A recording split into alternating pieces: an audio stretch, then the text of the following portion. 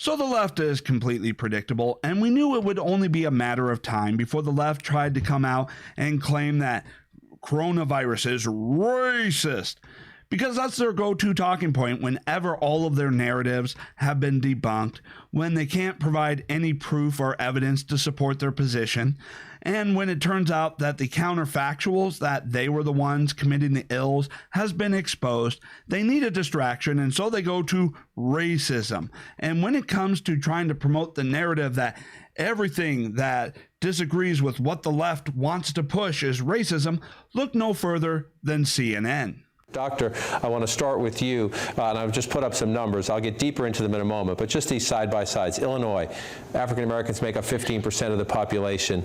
They are 42% of the state's coronavirus deaths. In Louisiana, African Americans make up about a third of the population. 7 in 10 of the deaths in Louisiana, African Americans. In Michigan, it's about 14% of the statewide population. More than 40% of the deaths in Michigan from COVID-19 in the African American community. It's a combination of things, I'm sure. Some it's the urban density, some is the disparity in the healthcare systems. What is your biggest takeaway on why this is happening and what can be done? So, first of all, we have to be clear that in December 2019, none of us was immune, right? So all of us should have an equal opportunity of being infected. But what this virus has done is taken away the mask, the veneer, pull the sheets off of this myth of equal opportunity in this society. So what is happening is that Black folks are getting infected more because they're exposed more.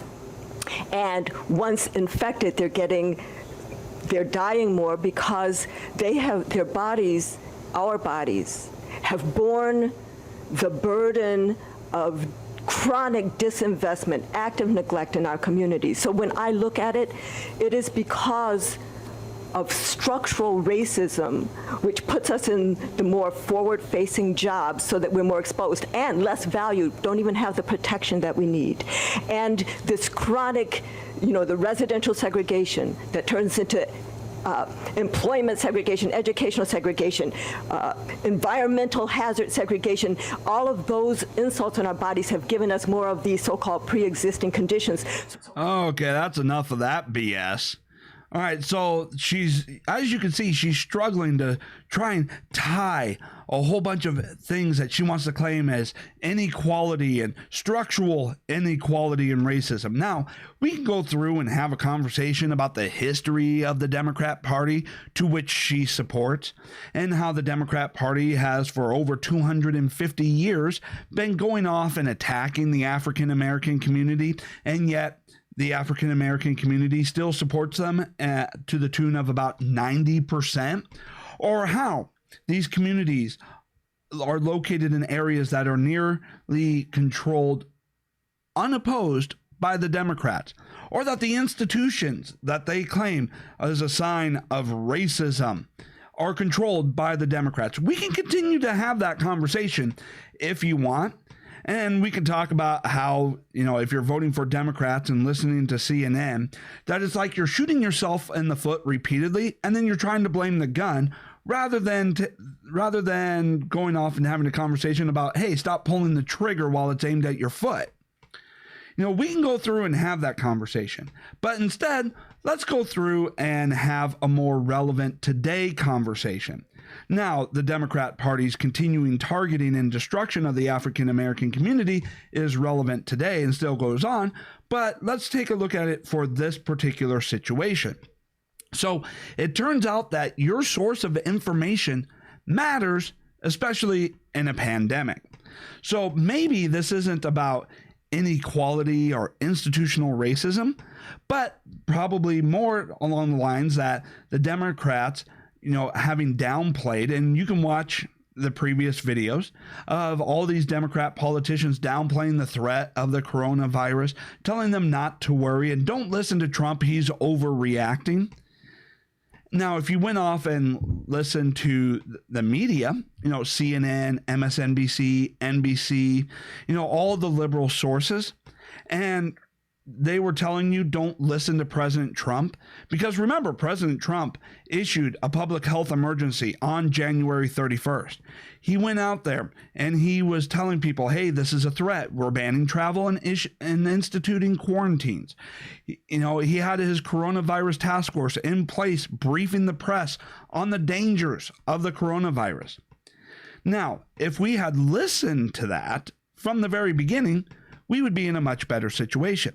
And if those on the left, which, by the way, you know they didn't listen, and the coronavirus is affecting the heavy blue states the most. Why? Because they didn't listen. And when you take a look at the heavy blue states, what do you notice?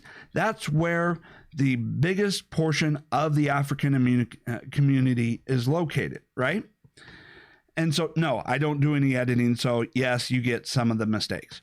So anyways, the African American community is located in these deep blue states, and they keep voting for these Democrats, right?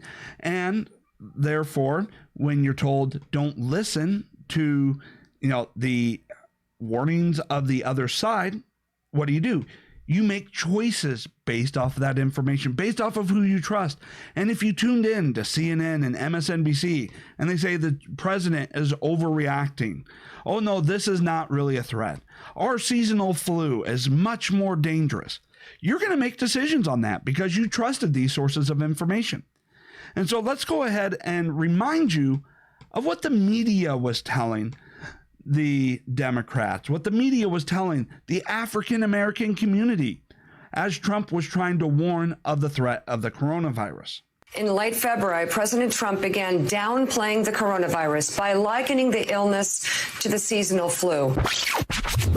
People are like, I think I have the flu. Could it be the coronavirus? Overall, most people should not be terribly concerned about it. You definitely want to pay attention. Should they panic? No, Americans do not need to panic. What I would suggest, however, is that Americans take this as a wake-up call for seasonal flu. Flu is a much bigger deal. There's an important context we need to keep this in, and that is that the flu is more deadly. Maybe this is a good opportunity to remind people of that. Such a good reminder. And while there's a lot of fear over this coronavirus, the flu is already widespread in the U.S., and it really is much more deadly, is it not? Coronavirus is not going to cause a major issue in the United States. We're going to have 40 to 60,000 deaths this year in the United States from the influenza, and it's preventable. And there are only 12 confirmed cases of coronavirus here in the States. The risk is low. The risk, however, for the flu is through the roof. Health warning from doctors why they say people should be more worried about the flu than the coronavirus. Half of the people in America do not get a flu shot, and the flu right now is far deadlier. So if you're freaked out at all about the coronavirus, you should be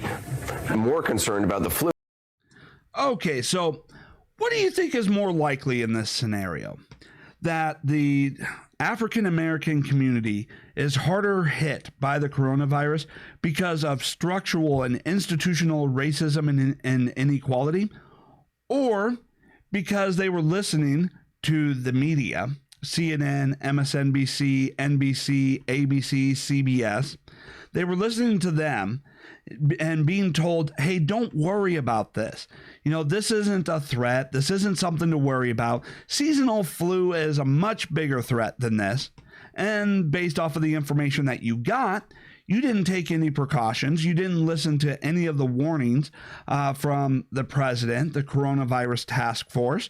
You didn't listen to the warnings from places like Fox News that was telling you about a report saying that this could become a global pandemic. And so because of the information that you were getting about, hey, this is nothing to worry about, you took no precautions.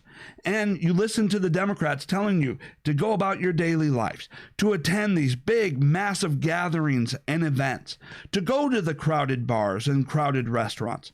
And because you listened to them, instead of taking precautions, you opened yourself up to more risk, to more exposure opportunities. And as a result, you got infected because you exposed yourself. Why? Because you were told there's nothing to worry about. Or is it all institutional racism and inequality, and that the virus somehow magically targets people based off of race? I wonder what is more likely. Let's take a look here. If two people were about to go into a pandemic affected area, One of them is told, hey, this is a dangerous place to go, stay away. And instead of going there, they decide to head back the other way. And the other person listens to another source of information saying, hey, don't worry about this. This is not a threat. Moves along into the infected area. Who's more likely to be exposed? Who's more likely to suffer the negative consequences of that? Duh. Right? This is not rocket science here, people, and it's not about racism or inequality. This should be a wake-up call to the African American community about how the left and the liberal media are constantly lying to you, playing politics with your life and putting you into dangerous situations in order to target you so that you are put in an emotionally vulnerable situation, face hardship, so that they can come out and pander to you that if only you vote for them to have more power over your life, they'll solve the problem that they themselves caused.